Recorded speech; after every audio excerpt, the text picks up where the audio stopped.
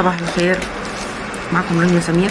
طبعا انا النهارده جايه مش هتكلم في اي حاجه من المواضيع بتاعتنا، انا هتكلم في العلاقات الزوجيه المسمومه، ومحتاجه اوجه لكل ام رساله مربتش ابنها ان هو يحافظ على بيته. بس الاول نعرف ايه العلاقات الزوجيه المسمومه علشان نقدر نتكلم ونتناقش فيها.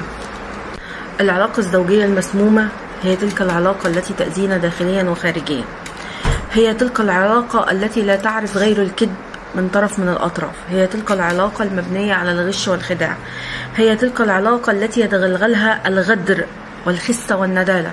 حطوا تحت الغدر والخسة والندالة دول مليون خط، لأن الغدر والخسة والندالة دول معناهم إن ما عادش في أمان، ما عادش في أمان في الزواج. إن الإنسان لما يتجوز عشان يلاقي سند، يلاقي أمان، يلاقي أمان. العلاقات المسمومة دي هي تلك العلاقات التي غفرنا فيها بعض الأشياء من الأخطاء، زي الكذب، غفرنا فيها الخيانة، غفرنا فيها حاجات كتير عشان تستمر الحياة. الست لما بتغفر عشان الحياة تستمر، مش بتغفر عشان تستمر انت في الإهانة. الست لما بتغفر علشان هي خايفة من فكرة الطلاق، خايفة من فكرة ان هي تتطلق مثلا للمرة الأولى أو للمرة التانية أو حتى للمرة التالتة.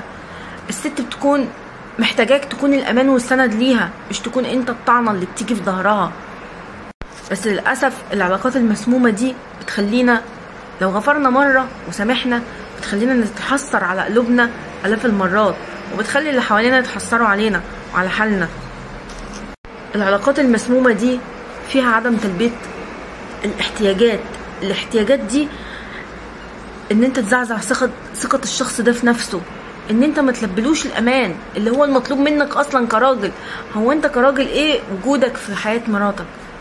ان انت تحسسها بالامان، ده اكتر وجود. ربنا قال وجعلنا بينكم مودة ورحمة، وقال الرجال قوامون على النساء بما انفقن وبما فضل الله بعضهم عن بعضهم درجات. والتفضيل هنا يعني انت قوة اللي هي بتستند عليها، واللي انت كتفك بتقدر تتحمل وتشيل اكتر منها، يعني انت سندها، انت ظهرها، انت امانها.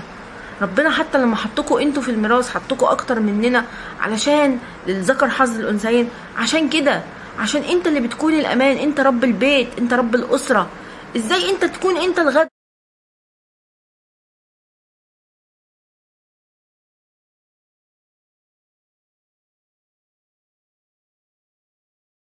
العلاقات السامه دي هي المشاعر السلبيه من الطرفين، من القسوه والحقد والكراهيه والالم. عشت مع انسان مش عاجبك، سيبه، هيعجب غيرك. عشت مع انسان ضايقك، امشي وسيبه. قاعد معاه ليه؟ هيجي غيرك ويطبطب عليه، هيجي غيرك ويحن عليه. عشت مع انسان مش حبه، ما تأذيهوش، امشي بهدوء. اطلع، بدل ما تطلع بالدم اطلع بهدوء، اطلع بهدوء. وانت يا ستي اللي بتربي ابنك في البيت، علميني بنت الناس مش لعبة. علميني بنت الناس دي ممكن تكون انتي، ممكن تكون اخته. علمينا حرام يهينها، علمينا حرام يكسرها، علمينا حرام يضربها، علمينا حرام يخونها، علمينا هو لو مش عاجباه يسيبها ويمشي، علمينا ما يكذبش عليها، علمينا هو ما يسرقهاش، علمينا هو ما يغدرش بيها. علميه اللي ترضيه على نفسك وعلى بنتك وعلى بيتك. علميه لابنك بدل ما انتوا طالقين علينا شويه كلاب، طالقين علينا قسما بالله الكلاب احسن منهم. طالقين علينا شويه رجاله لا اتعلمت دين ولا مبادئ ولا اخلاق ولا اتعلمت اي حاجه، واسمهم في البطاقه ذكر، وهو ما يعرفش حاجه عن الرجوله، لان الرجوله مواقف. علمي ابنك ايتها الام اللي بتفتخري انا جبت صبي، انا خلفت صبي، انا عندي صبي.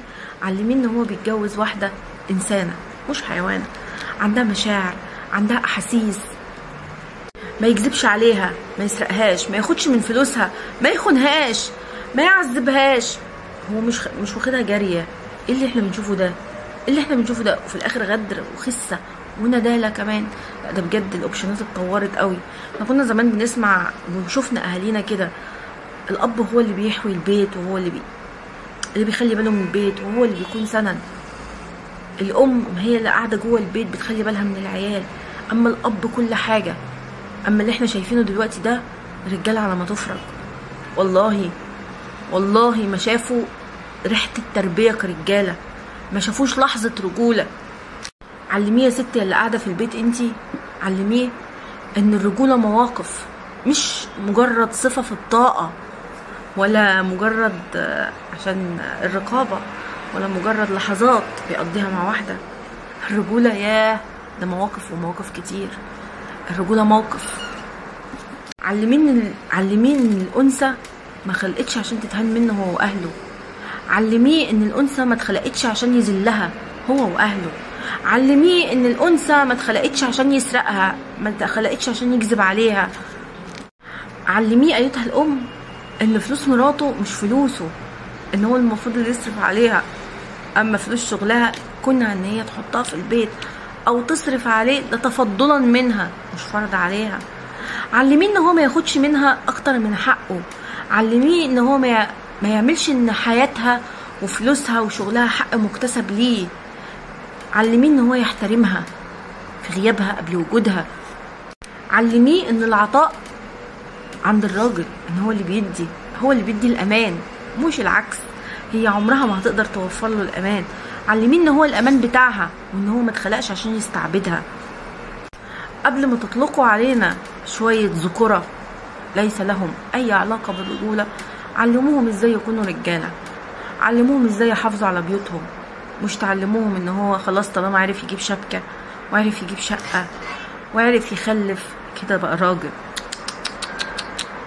دي مش صفات، دي زي بيقولك ايه مثلا مهارات، حاجات مكتسبه بالفلوس، لكن صفات الرجوله غير كده خالص. دي اشياء، الرجوله شيء تاني. وعامه انهي الفيديو بتاعي بحسبي الله ونعم الوكيل في كل ام ربت خنته في بيتها لانها ما ربتش راجل.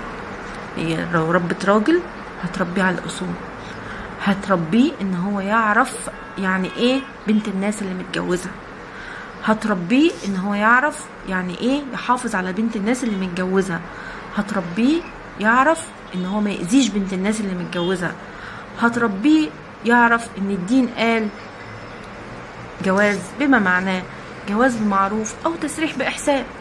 انت مش قابل بالفكره او بالشخص ده وفي بينك وبينه مشاكل، سرحه باحسان. ليه تأذيه؟ ليه تاخد اللي وراه واللي قدامه؟ ليه تسرقه؟ ليه تأذيه وتغدر بيه؟